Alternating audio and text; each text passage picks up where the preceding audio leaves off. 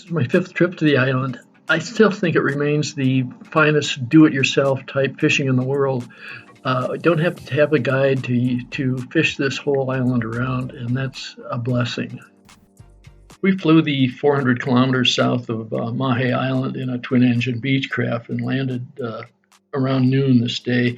A very interesting group of people came down. The most interesting, of course, would be Yvon Chouinard, the owner and president of Patagonia, who was here with a couple of his younger kids.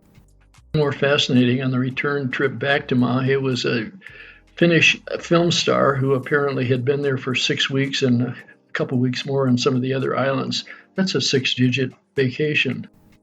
As always, transportation around the island is by bicycle.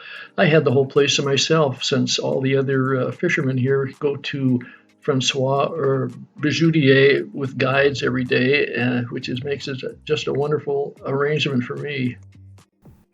It was good to see that the company has finally built really nice dwelling units for the employees. They used to look like that hovel there, and now we've got a whole bunch of really outstanding units, and I hope this is a quick peek at the mounds of turtle grass that are deposited every night after the high.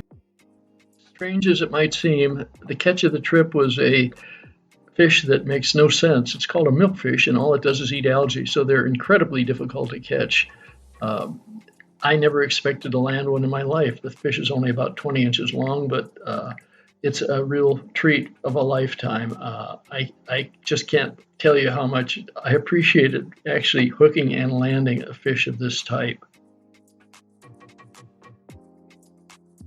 Here we are at the beachside outdoor dining area for lunch the day we arrived.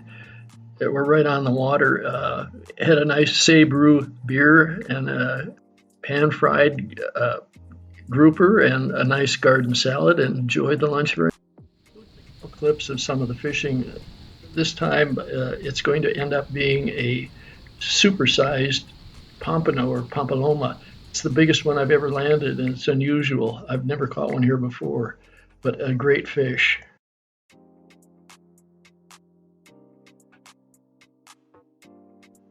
The next fish is also a little bit unusual. I've caught them off the reef like this, but not this close to the shore. It's called a rainbow runner, or Spanish mackerel, I think is the proper name. A little later in the day, I had a scary experience. I was walking along the shore. A moray eel was swimming by. I touched its head. The minute I did, a 7-foot-long reef shark came all the way out of the water and snatched it. Later in the day, I'm standing in the middle of a river of rushing water. It's going at least 10 miles an hour at the end of Tamatapi Point. Really, I was able to get way out on the reef at the edge of the lagoon a little bit later in the day, too. Had a lot of success hooking fish. I probably hooked 10 or 12 that were very, very large and very toothy. I lost every single one of them. As it turned out, 3 of them were spool turners, which means if I hadn't broken the thing off, I'd have lost all my line and probably my backing too. So I was lucky just to get everything done. One of these years, I'm going to catch one of these gigantic fish that I'm normally a left-handed caster, but I was lucky enough to practice enough with my right hand here that I could use it almost the same way as my left hand. Being on the water 8 hours a day is really... Bonefish are the most popular fish on the island to catch, and this one was a dandy. He was about 5 pounds or so. We caught lots and lots of them this year. No, I didn't hook either one of these little... Here's my last cup of coffee on the back steps of the bungalow.